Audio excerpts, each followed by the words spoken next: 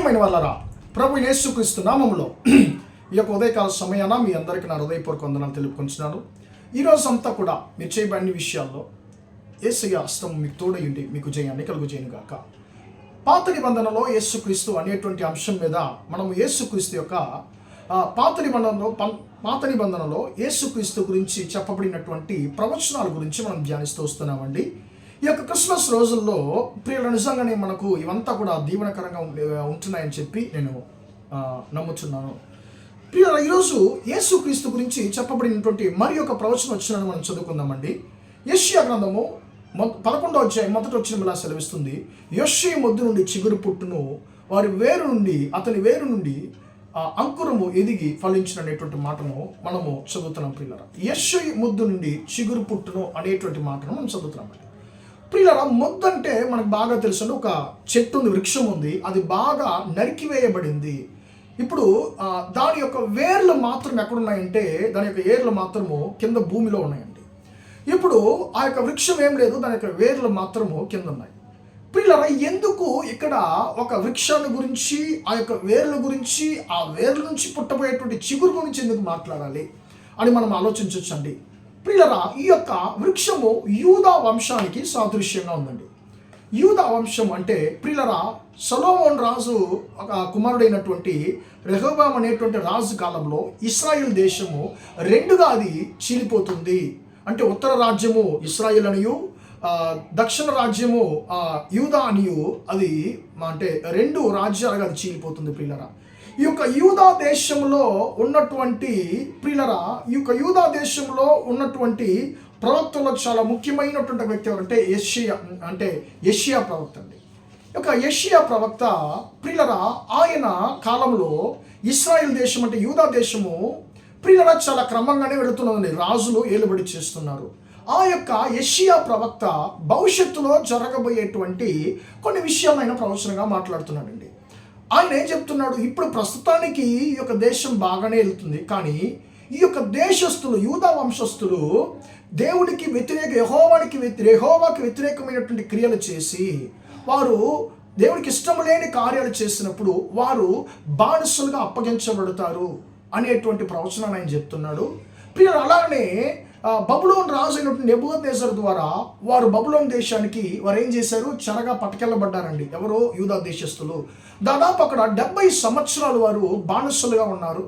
మళ్ళీ అక్కడి నుంచి వారు విడిపించబడి వారు చాలా ఇబ్బందుల మధ్యలో యెరూషలేముకు వచ్చారు. రెండో దేవుని యొక్క మందిరాన్ని కట్టారండి. నెబుకద్నెజరు ద్వారా కూల్చివేయబడినటువంటి మందిరాన్ని మళ్ళీ దేవుని యొక్క మందిరాన్ని రెండోసారి వాళ్ళు కట్టారు. ప్రియులరా, వారు కట్టినా కూడా ప్రియులరా, వారిని వేరే దేశస్తులు, అన్యులైనటువంటి రాజు వారిని ఏలుబడి చేస్తున్నారండి. వారికి రాజు లేరు. ప్రియులరా, ఇప్పుడు అలాంటి పరిస్థితుల్లో ప్రియులరా, వారి యొక్క జీవితము ఎలాగుందంటే ప్రియులరా, అంటే నమ్మకం లేని పరిస్థితుల్లో వారి యొక్క జీవితం ఉన్నది. వారందరూ కూడా ఎలాగ ఆలోచించుంటారు, ఇంకంతే మన జీవితము, ఇంకంతే మన దేశము, అంటే నరికివేయబడినటువంటి వృక్షంలాగా ఉంది అని వారు బాధపడుతూ ఉంటారండి. అలాంటి పరిస్థితుల్లో వారికి ఎలాంటి ఒక అద్భుతం జరగబోతుంది అనేటువంటి దాన్ని యెషయా ప్రవక్త ఇక్కడ ఆయన ప్రవచించాడండి. యెషయా అనేటువంటి మొద్దు నుండి చిగురు పుట్టును, నరికివేయబడినటువంటి చెట్టు నుండి మళ్ళీ ఒక చిన్న చిగురు అంటే పుట్టి అది ఒక గొప్ప వృక్షముగా అది ఫలించును అనేటువంటి మాటను తెలియజేస్తున్నాడు. ఈ యొక్క ప్రియులరా, ఆ యొక్క చిగురు అనేది యేసయ్యకు సాదృశ్యంగా ఉంది. నమ్మకం లేని జీవితంలో ఎలాగ చిగురు పుడుతుందో ప్రియుల, అలాగా నరికివేయబడినట్టు యూదా వంశములో యేసుక్రీస్తు జన్మించాడు. ప్రియులరా, ఆయన జన్మించినందువలన లోకానికి రక్షణ కలిగింది. నిరీక్షణ లేని అనేకుల యొక్క జీవితంలోనికి ఒక నిరీక్షణ కలిగింది. అనేకుల యొక్క జీవితాలు దీవించబడ్డాయి. ఈ లోకము పాపము నుంచి శాశ్వతంగా విడుదల పొందుకుందండి.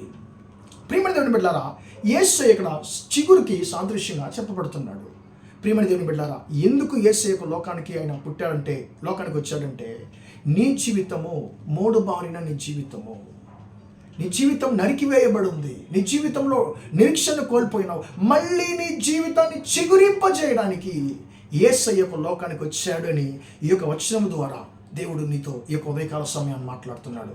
నాకు ఇంక ఏ నమ్మకం లేదండి, ఇంకా నా జీవితం అంతా కూడా నరికివేయబడిన చెట్టులాగుంది, ఏ యొక్క లాభం లేదు, నాకు వేర్లు మాత్రం భూమిలో ఉన్నాయి, అంతే అండి. వీరికి ఏది కూడా నాకు మంచి లేదు నా జీవితంలో అని చెప్పి నిరుత్సాహపడిపోయి ఉన్నటువంటి నీ జీవితంలో సహోదరుడా, నీ జీవితంలో, సహోదరి, నీ జీవితంలో మళ్ళీ నిరీక్షణ కలిగించి నీ జీవితాన్ని ఆయన మళ్ళీ చిగురింపజేయడానికి ఈ యొక్క లోకానికి ఆయన వచ్చాడు.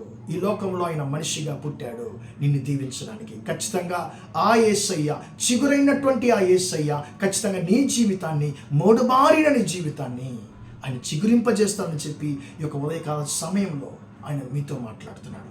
ఖచ్చితంగా నీ జీవితం చిగురిస్తుంది దేవుని బిడ్డ. నువ్వు దిగులు పడనక్కర్లేదు. ఎందుకంటే నిన్ను చిగురింపజేయడానికి యేసయ్య యొక్క లోకానికి వచ్చాడు, నిన్ను దీవించడానికి యేసయ్య యొక్క లోకానికి వచ్చాడు.